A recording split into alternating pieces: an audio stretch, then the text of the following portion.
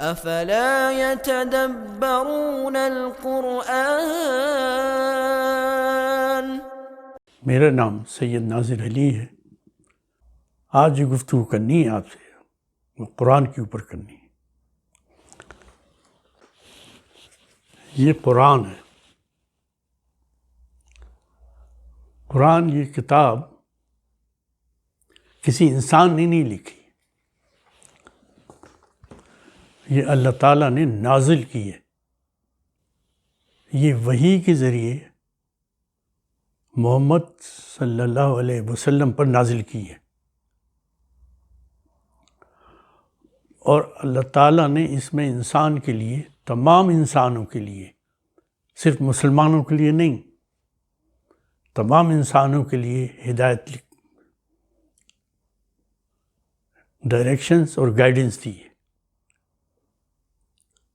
تو جو لوگ اس کتاب کو پڑھتے ہیں، چاہے وہ مسلمان ہیں یا غیر مسلم ہیں، انہیں ان کے الفاظ کے اوپر غور کرنا پڑے گا کہ اس کے معنی کیا ہیں۔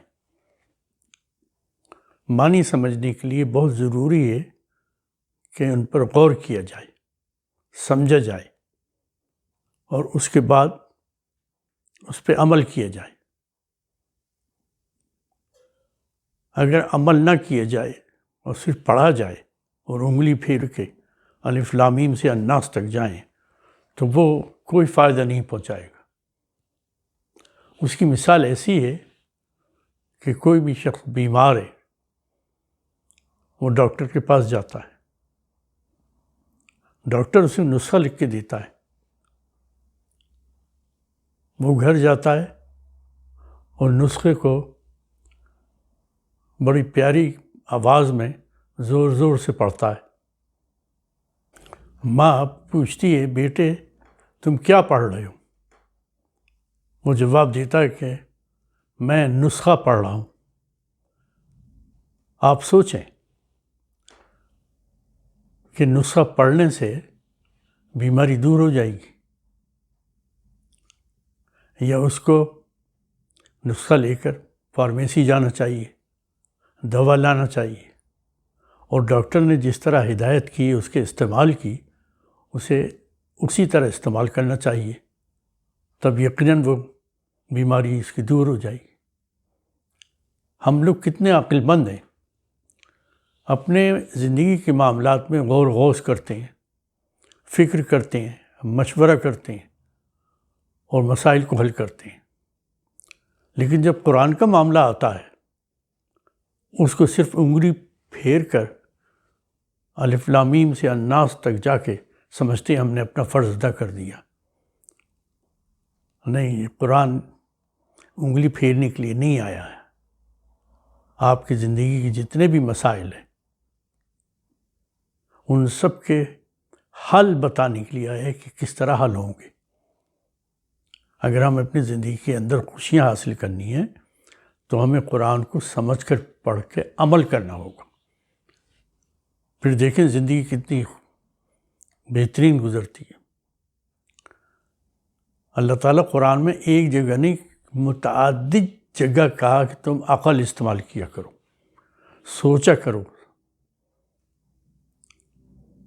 سورہ نساء کی آیت نمبر 82 میں اور سورہ یوسف نمبر 12 آیت نمبر 2، ان دونوں کو آپ پڑھ لیجئے۔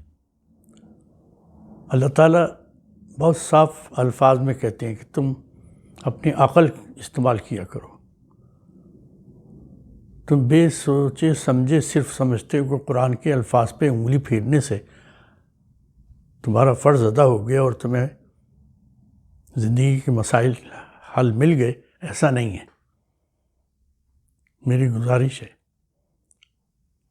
کہ تھوڑا سا وقت قرآن کو سمجھ کر پڑھنے میں لگائیں، جس طرح آپ اپنے امتحانات کے لیے پڑھتے ہیں اور مضمون یاد رکھتے ہیں، اسی طرح اس کے مضمون کو بھی یاد رکھیں اور زندگی میں عمل کریں۔ انشاءاللہ خوشیاں ہوں گی۔ آپ سے گزارش ہے کہ اس کو لائک کریں اور سبسکرائب کریں اس چینل کو، اور اس کے بعد شیئر بھی کریں۔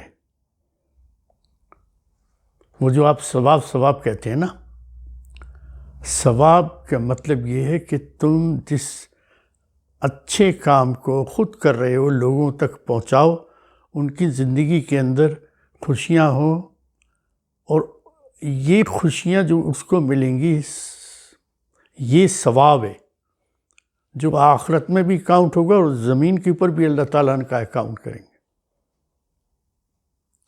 والسلام۔